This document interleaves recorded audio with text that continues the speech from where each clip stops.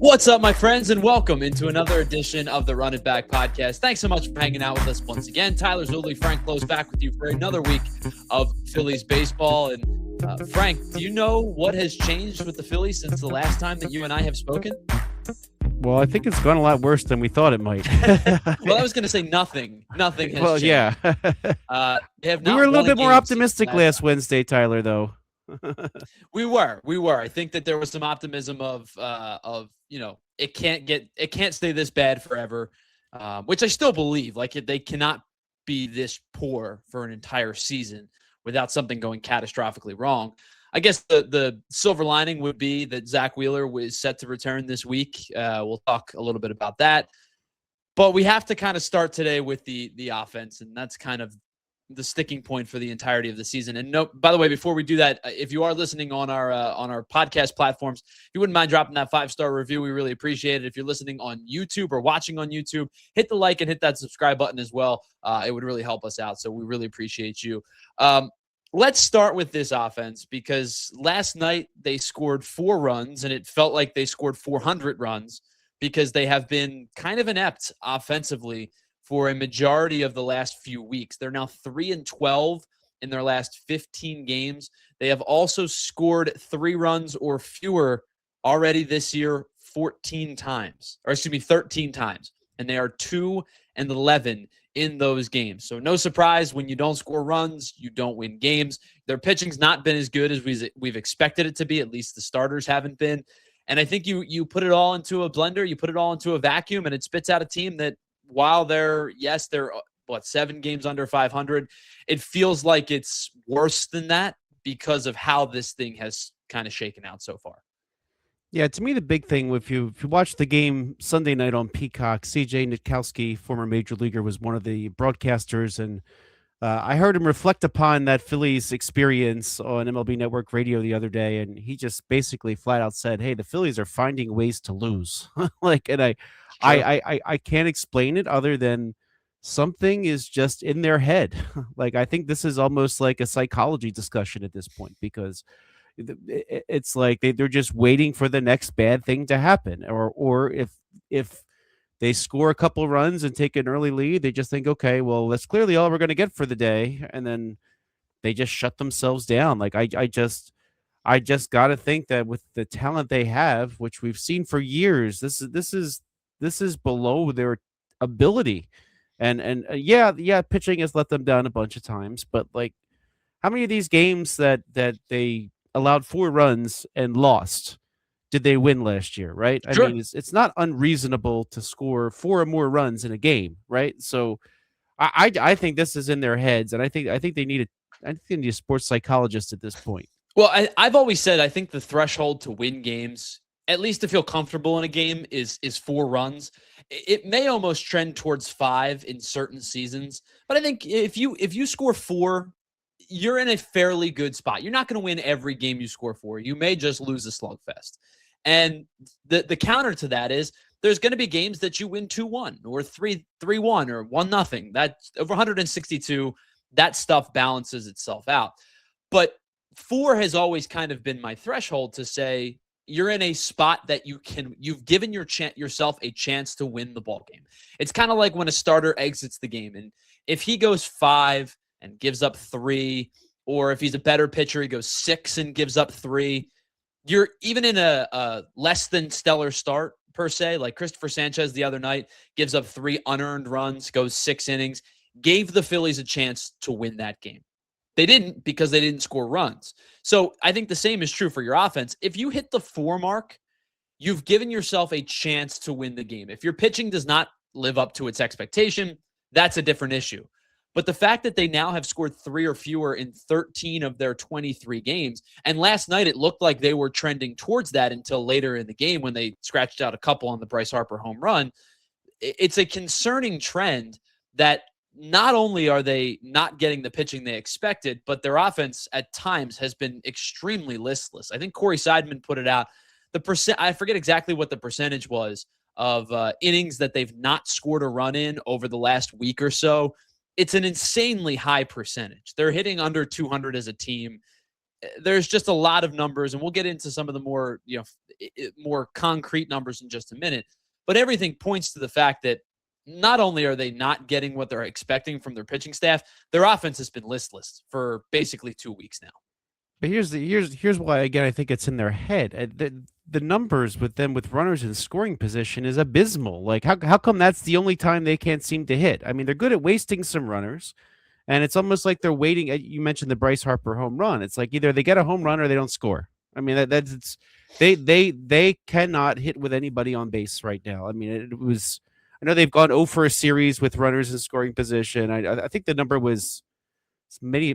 I think they got to 0 for 24 at one point this week. I don't remember the exact number, and I know there were some more opportunities last night that I didn't factor in. But I mean, this is there's just I can't explain it. I can't explain it. Like they'll get hits, and then if someone's on base, well, then they don't. If it's come down to that.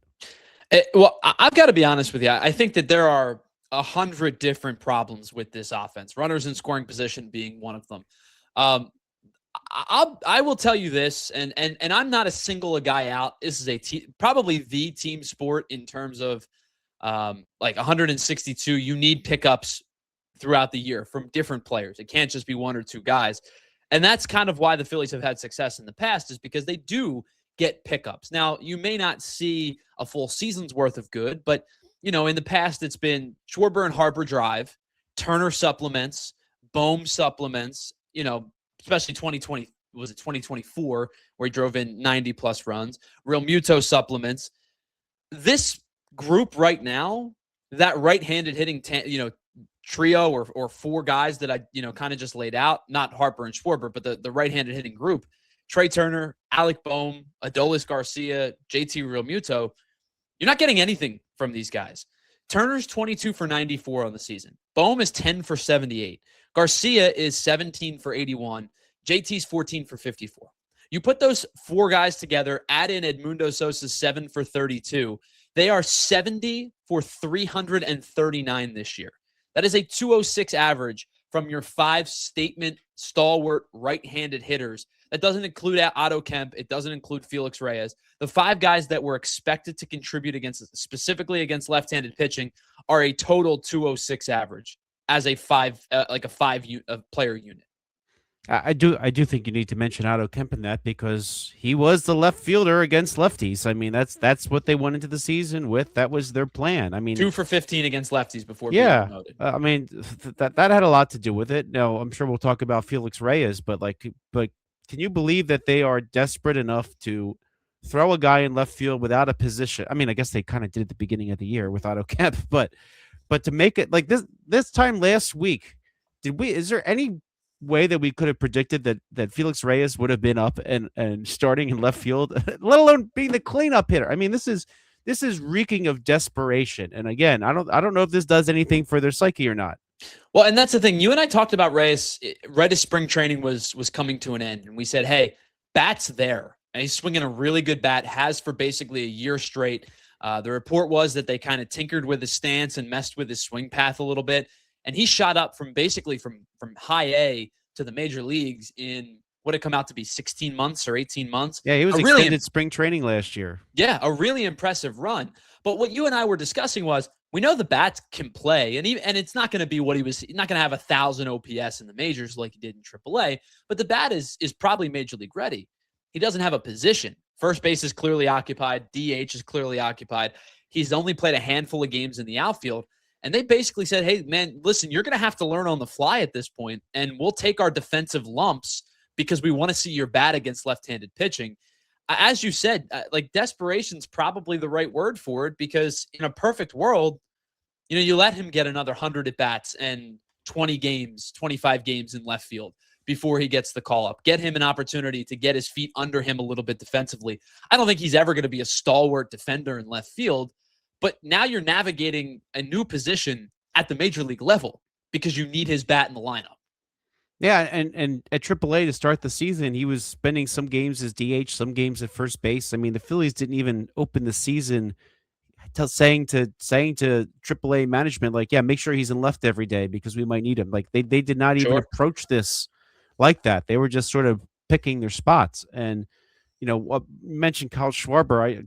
there's one report out there that, oh yeah, Schwarber might play some left so that Reyes can DH. Please no. I'm like, two reasons. One, your defense would be bad anyway. I'd rather take the upside of the athletic Reyes learning on the fly than Schwarber in left. And two, last time Schwarber tried playing some left field, he pulled something and was out for a few days. So we don't need that. Okay. And three, like when you put Reyes in left, make sure Crawford's in center field. That's the other thing I want to throw out there. That almost has to happen at this point. And I know that when you're going to go up, like the idea is Marsh plays against the righties, Reyes plays against the lefties. Marsh played last night against Shota Imanaga. And I know that Justin Crawford is also left-handed, but I think at this point, when it comes to that specific tandem, the defensive part of it is important, because if Reyes is going to give you subpar defense, you need the better defensive center fielder. That to me is Justin Crawford.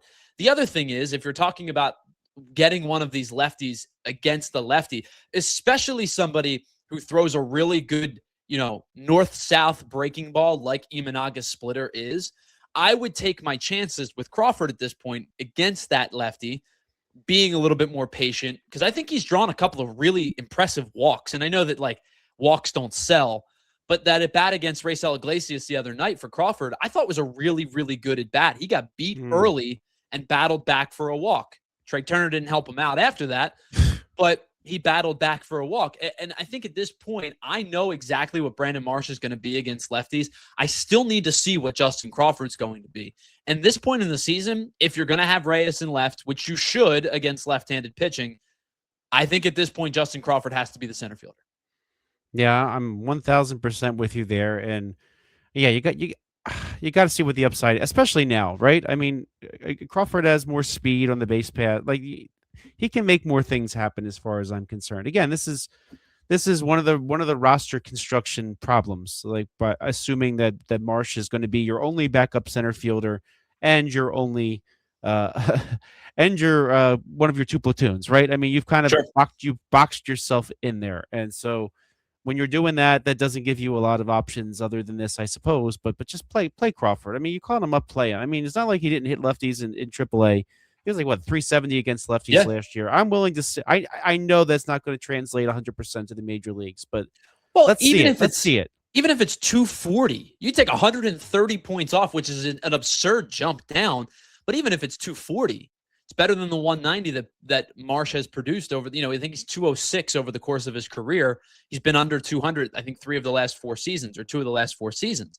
I know we've talked a lot about the futility against left-handed pitching, but it happened again last night. Imanaga, they were 2 for 23 right-handed hitters were against the Cubs. They were 1 for 16 on batted balls against Shota Imanaga. The only righty with a hit against Imanaga, Felix Reyes, who hit the ball hard 3 times last night against Imanaga. They had 12 balls under 95 miles an hour. So, the point that it is if they were hitting the ball hard, like Adolis Garcia, for the most part, has hit the ball hard. He's swinging and missing more than we saw in the first couple of weeks. But Garcia's hitting the ball hard fairly routinely, especially against lefties, at like 40% almost. The rest of these guys are not hitting the ball hard. And so not only are they not producing, but the at-bats don't look good in the process. Yeah, I'm with you there. And by the way, you mentioned Reyes, his first at bat against Chris Sale. I was equally impressed of the 2 pitches he took before he hit that home run. Sure. So, just someone who's willing to see the ball well and take pitches. I mean, my gosh, that's just novel unbelievable. Concept, huh? Yeah, how about that? So I think where this kind of transitions to is, as we said, the 23 games in. Dave Dombrowski is a big believer in 40-game increments, basically cutting the season into quarters. He himself has said he's not, looking to make any kind of managerial changes. And I'm not surprised that that's what Dave Dombrowski said. And I'm not surprised that they're not looking to make any changes 23 games into the season. But I do wonder internally what their conversations are. How long is the lead? Is it actually 40 games? Is it more than 40 games? If you get to the All-Star break and they're still sputtering, I'm not calling for any changes at this current moment, because I'm a big believer in players play. Now, I know at some point you may need a new voice in the clubhouse.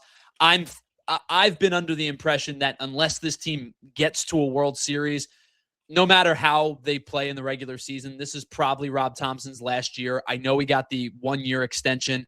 It's just, to me, that's because nobody wants to manage on a lame duck contract. Yeah. I've been kind of getting the sense that this is probably Rob Thompson's last year at the helm of the Phillies, regardless of the outcome, unless it's a World Series appearance. I don't want to sit here and say 23 games into the season that they're making internal decisions.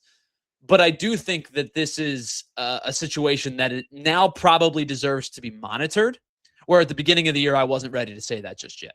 Yeah, I'm way with you here. I mean, I think here's the problem the Phillies have. The roster is flawed, right? I think we agree on that, right? You can't shake it up right now. I mean, who is making a trade? I mean, the best you can do is go to AAA and get Felix Reyes. I mean, what's next? I mean, do they have anything else? What are you going to do? Call Christian Cairo and take out Dylan Moore to be That's your the thing. Like, I'm last, starting to see people call for Carter Kieboom, and it's like the guy's never been a good major leaguer in his life. Yeah. So they've got nothing internally to do it. And so at this point in the season, nobody is making trades. I mean, if I'm Dave Dombrowski, I'm calling every team and like finding a change of scenery candidate on another team just to shake things up. But what are the odds somebody at this early in the season is willing to give up on somebody?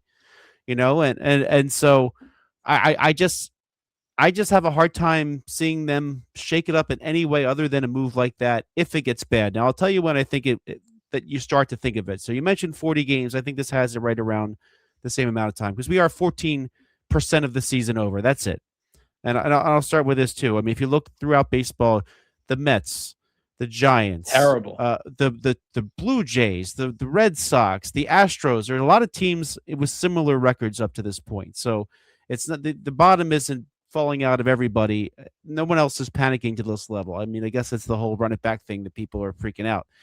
But when we look at the schedule, the rest of the games against the Cubs have the potential to be rough in Chicago. Then they go to Atlanta. They might not have a great weekend there either. But to me, the important stretch is going to be starting May. You've got 3 in Miami. Then you come home, Athletics from wherever the heck they are right now, and the Colorado Rockies. Then they hit the road again. If by the end of that homestand they're still scuffling like this, then I think maybe that's the time you actually consider that. And by the way, add up the games. I mean, we're not that far from that 40 mark, but I would do it. There's a day off that Monday. Then they head to Boston. Before they head up to Boston, if they're this bad, then maybe you have to start making those dramatic decisions. So yeah, and I've always been a big believer at this point in the season. There's a couple of outliers, good and bad, and the Phillies right now are one of the outliers that are bad.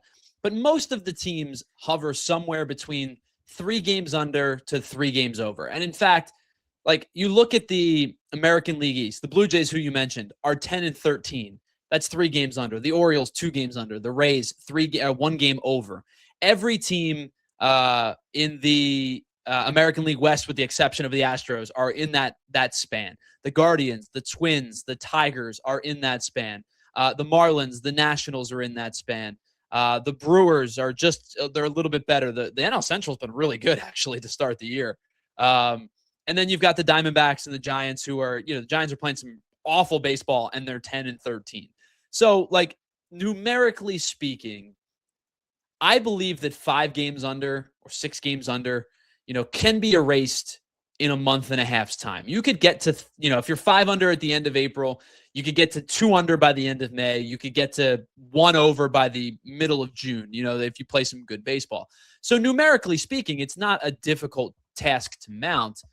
I think the problem lies in, as you bring up, like you're playing some of these teams that you hope that you're better than. You have to take 2 out of 3 against Colorado. And, the A's are playing decent ball. Their offense, it scuffled in the beginning of the year. They struck out 1 billion times to start the year. They're playing some better baseball as of late. And it's a really good young core that I think is going to keep getting better. Miami is probably going to be that like feisty, annoying team all year, that they're probably underskilled, but they are going to be a more difficult out than they've been in the last couple of seasons.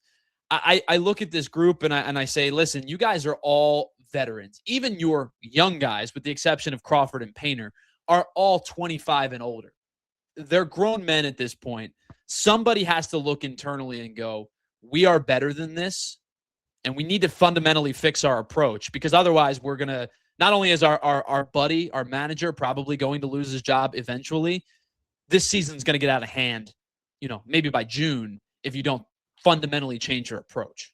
Yeah, I'm with you. And by the way, Kevin Long, I know a lot of people have called for his head too. I mean, how important has Kevin Long been to the careers of some of these core players in the Phillies lineup, right? I think a firing of Kevin Long would really shake up the Schwarbers and Turners of the world, right? Because that's their guy, right? So I that would be. By the way, I don't think Kevin Long deserves to be fired, but I think he's just working with what he's got. And by the way, we say working with what he's got. I mean, is this Alec Boehm? Is this Bryson Stott? Is this Brandon Marsh any different than their careers? Like, haven't they been this inconsistent throughout? I mean, that like what's different this year? Yes. I think Alec Boehm specifically is going through a run of particularly bad baseball, and he's hitting 128. I saw the one stat. I apologize to who it was. I'll try to find it, once I'm done saying this, that his OPS is basically one of the worst in Phillies history through the first 20 some odd games. I mean, we're talking about a guy who is playing some historically bad offensive baseball. Do I expect him to rise above 128? Yes, of course I do. Do I expect him to get that average back to 270 or 280 by the end of the year? Probably not at this point. And I know that there's still, 400 plate appearances to go. As you said, there's 86% of the season remaining. There's 400, 450, maybe 500 plate appearances for an everyday player. Is he going to get it back to 240 by the end of the year? I would have to think he does, but that doesn't excuse the way that he's performing at this current juncture. And to me, that is like, do I think that they are having a historically bad run? Yes. How much more time do you give it before you start to hit the panic button? Yeah, I'm with you there, but I do think that after that, I think you'll have a better sense, right? So so after this road trip, 3 at home against the Giants scuffling 2. Right. I mean, they've got to take 2 or 3 out of that. Right. But also, too, they need to make up for lost time. They need to sweep some series. Right. I mean, Sure. if they're going to catch up. But if they don't take care of business against Colorado, I mean, that would be a really tough a tough sell to continue as things are. Well, that's the thing. Now you're pinpointing a series, and I don't mean you specifically. I mean, like, we are as a group. You're pinpointing a series against a bad team, and not only saying, hey, continue your success, because they're 12-1 against the Rockies in their last 13 games. They've been really, really good. 12-2 in their last 14 games against the Rockies.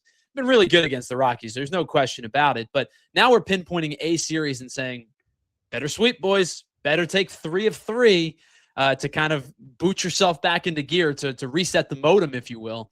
That's even against a bad team, and the Rockies are still a bad team. I don't think they're going to be 42 wins bad, but they're still a bad team.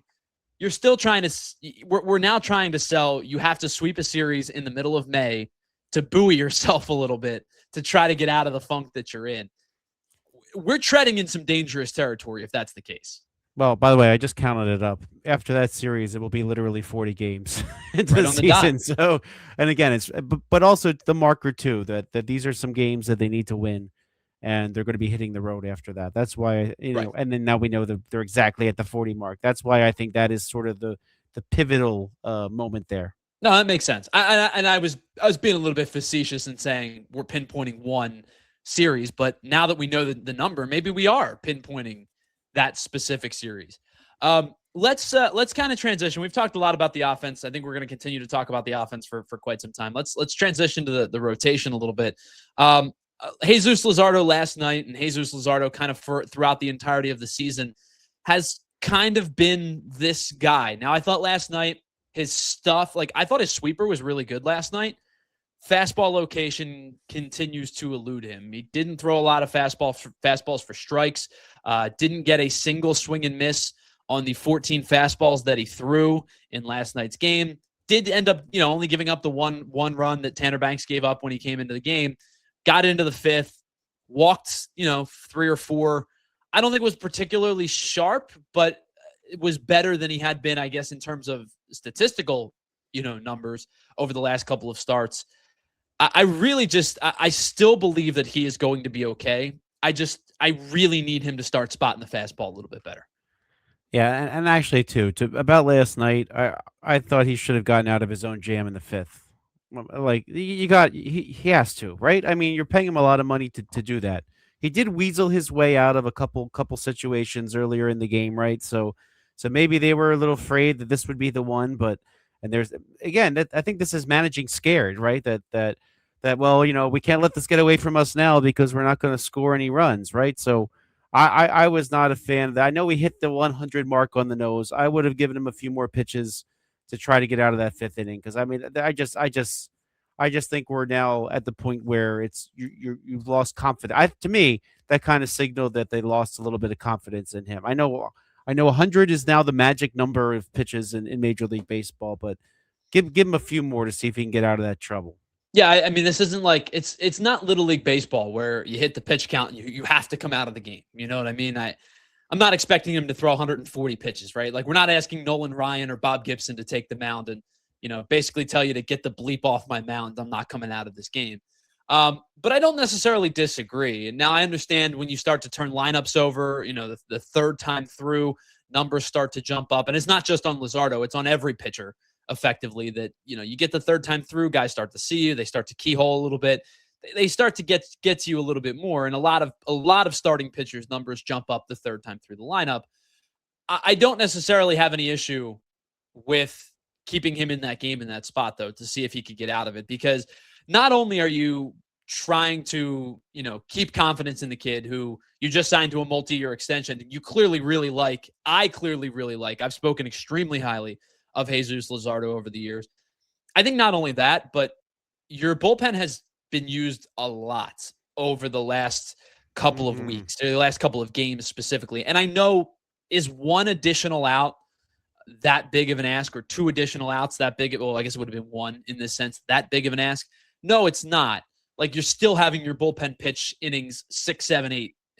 Didn't need 9 last night, but 6, 7, 8. But I think just having to, I think having that rounded number, that 3 innings versus 3 in the third, not having to use an extra guy because Rob Thompson doesn't like up downs in close games. You start to see Meza and Shugart and Ron Hell probably do it a couple times. They're going to throw multiple innings if a game gets out of hand, but they are taxed, and they're going to a bullpen game today. Now, not a bullpen game in the sense that it's only bullpen. Taijuan Walker is going to be the bulk guy.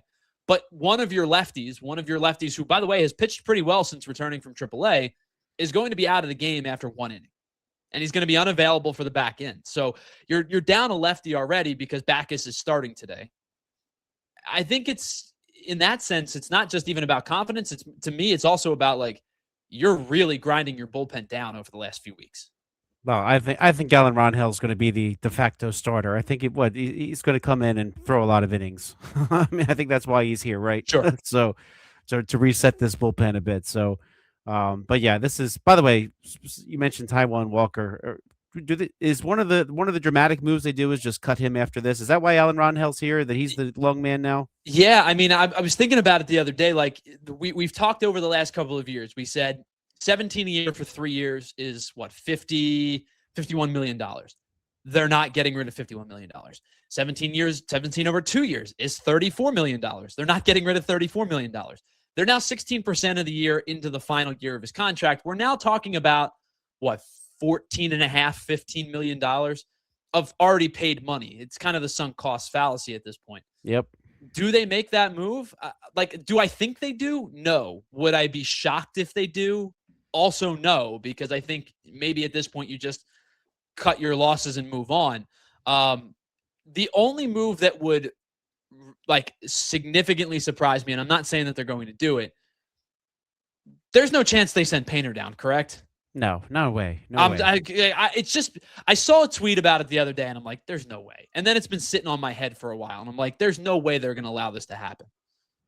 No, I think that it is in the cards that they just cut ties with Walker at this Yeah, point. I mean, just because it's a shakeup of sorts, right? I mean, hey, they're serious. They're going to eat the remainder. I mean, at this point, it'd be about 16, $17 million, whatever. Like, but they're gonna try to win. And I mean, and by the way, too, I was thinking about this too. This season is too important, right? This is the season that all eyes are on Philadelphia for the semi quincentennial. I think I finally say that right. They have the All-Star game. They have all the festivities coming to town. Like, do they really want to be sitting underwater when everybody comes to town, or do sure. they want people to think that the Phillies are a good team? I mean, come on, just you can't waste this season. Yeah, I think that, Ron Hell has been working as a starter, the last 2 seasons now. I know that they've kind of fluctuated him in and out of the bullpen over the last couple of years. He's a guy who can give you several innings. Even if it is in the long relief role, he's a guy who can give you several innings. I think at this point, I'm not opposed to it anymore. Like I argued against it just because of the money factor. And I thought, as I said to you, a couple weeks ago, like I give credit to Walker for doing what he did last year. And he ended up pitching to like a four. It was like a 4 something ERA. It wasn't like this world class ERA. Yeah, he had a good year last year. Right. But to be the swing gap guy that he was, to bullpen, rotation. Here's an inning. Now you're pitching 3 out of the bullpen. Now you're starting. I give him credit. I give him a tip of the cap for what he did. The location's been bad. He's leaving too many pitches up. He's giving up way too many first inning runs again, which was a problem in 2024. I do think at this point that there is a chance that they could do it. Like I said, do I think they do it? I don't know. But is there a chance? Absolutely. Now, do you want your long man coming in after you need 4 innings and then just giving up a bunch of runs to start? I mean, No, the answer to that question is no. What exactly is to be gained by him not starting? You think psychologically he's going to think it's the second inning now? Like, oh yeah, now I'll be fine. It's the second inning, not the first, but still his first inning. I mean, I don't know. I think this one is something they need to do. And hey, if Ron Hell is a long man, that gives him some more flexibility too in the organization. He can be options, if they need to make Sure. some moves later. So, but at this point, I'm Team Ron Hell. So let me ask you this: if they do end up cutting Taijuan Walker, do you think that there is a chance that Walker gets a major league deal somewhere else? Someone will take him. Absolutely. Yeah, I think just based on the fact that he can throw innings, like I think teams are desperate. I mean, I definitively think he'll get a minor league deal. I'm curious if he gets a major league deal. Yeah, I think someone will give him a shot. I mean, it depends. It might be up to him. He might say, okay, well, I can take a minor league deal, and or who knows? Maybe someone will promise him something or Sure. an opt out date. Because he's trying to jump on a team that's going to have a better chance of winning. I don't know, but I mean, will a team that's floundering, like let's say, I don't know, the White Sox, would they want the innings? Probably. Is he better The than White people Sox, they by the have? way, I don't know if he's back up. I haven't checked. Sent down to AAA their opening day starter a few weeks ago. Yes. Yeah. So they're someone who could use some innings. So I think somebody would take him. So he probably has a choice. Sign a minor league deal with a good team with kind of an opt out date, Sure. or just get right to work in a Chicago or something like that. So the guy I was thinking about, obviously it was an internal decision. Like he stayed internal. Was Martin Perez, who they faced the other night. Yeah. Braves released him, signed him to a minor league deal, promoted him. Has to do, of course, with roster flexibility and moving guys around on the 40 and things like that.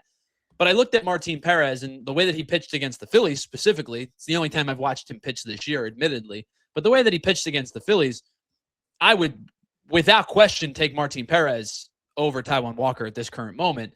And now, again, an internal move, but he was forced to sign a minor league deal to then get re-elevated, to make roster flexibility work. So if I'm comparing the two, I'm taking Perez every day of the week. Yeah, I'm with you there. And by the way, Perez always seems to beat the Phillies. I'm like, by the way, how old is he at this point? He seems like he's been around forever, 47. right? Yeah. He's reaching Bartolo Colon territory. Yeah, but he always seems to beat the Phillies. So, but lefty veteran, knows how to pitch. He's crafty, doesn't throw particularly hard. They have issues with that specific mold of pitcher. Quintana killed them for years. I know Milner's different because he's a reliever and he's got the funky delivery, but they don't hit Milner at all. I think it's famous really, from the Gabe Kapler era. Yes, yeah. Well, by the way, turned himself into a decent, Yeah. major league player. He's gonna pitch for 10 years. Yeah, oh, absolutely. He's sometimes those lefty relievers, you can't afford to carry them at certain times, Sure, but they end up being just fine. I mean, Jojo Romero too, ended up certainly. finding some good innings out there in St. Louis. Yeah. Yeah, I think that's what, again, we've talked about this before. One of those like win-win trades, because the Phillies got a really good, super utility guy, and the Cardinals got a serviceable, is a solid, middle relief arm who at times has had some seasons where he's been better than good. He's had some really great seasons. Yeah, really good so far this year. But I think that the Taijuan Walker move is, if it's imminent, I imagine it will happen prior to Saturday. So I guess we'll sit and see. We'll have something to talk about heading into Saturday. Last thing real quick before we get out of here, because Saturday will be Zack Wheeler's Major League or 2026 Major League debut, has kind of had mixed results in the minor leagues. We talked about this last week a little bit. To me, numbers don't necessarily matter. Did have 23 strikeouts over 20 innings pitched, gave up some hard contact. Fastball velo's kind of been all over the place. And that to me is really the bigger thing is how does the fastball velo respond, and how does the command respond because of it? Yeah, that's a really good question. And I keep going back to, all right, if he had a regular spring training, where would he be at this point? And we watched him sort of build up his pitches. I don't know how much he's working on specific pitches right now, and instead of, in lieu of trying to get batters out. I mean, sometimes in these rehab assignments, you're not trying to get the batter out, you're trying to work on a pitch. Sure. So, or trying to do X, Y, or Z. So, I would love to see what he's got. I mean, they're going to find out what he's got. So, it'll be here before we know it. Can we ask for 5? I think that's reasonable, but I wouldn't be shocked if it was like 4. Again, that's why that if Walker can't do it today, you need a fresh arm. So if Rangel does, end up taking over that role, I would expect to see him today in some capacity in this bulk start thing, and then I think they'll probably do their best to minimize his usage until Saturday. With the expectation is he's probably going to need to pitch on Saturday. That's probably the case, but again, if Walker blows up early, I think they're on to Rangel today. Sure. We'll see what happens. Phillies and the Cubs tonight, 7:40. Cubs have already taken at least a split share of the series, and they look to win the series tonight. Then 2:20 tomorrow. Really good matchup tomorrow. Sanchez and Edward Cabrera, 2 really hard throwers, guys with good changeups. Cabrera's, what's his changeup, 93 miles an hour now or something like that. Yeah, I can't believe the Cubs were able to add him to their talented list. But yeah, I mean, good pitching matchup to end the week series, and then as you said, they'll head to Atlanta, where we will see the season debut of Zack Wheeler on Saturday. We'll talk to you more about all the rest of the week. We'll see when or if the Phillies win their next game. Being facetious, of course, they're going to Matthew Boyd's going to be trouble. But they do have 5 left this week. No days off this week. They will play 2 more against the Cubs, 3 against the Braves. And we'll talk about that. We'll talk about Wheeler's first start. We'll talk about the offense. We'll talk about Taijuan Walker and the impending decision that the roster has with him or with Alan Rangel. And we'll do it all next week on the Run It Back podcast. For my partner, Frank Klose, I'm Tyler Zulli saying thank you so much for being a part of today's episode. Again, smash that subscribe button and hit the thumbs up button on your way out. If you're listening on the audio-only platforms, leave a 5-star review for us. We will be back next week, next Wednesday, same time here on the Run It Back podcast. So for Frank, I'm Tyler saying thank you so much for hanging out with us. We'll see you next week right here on the Run It Back podcast. See ya.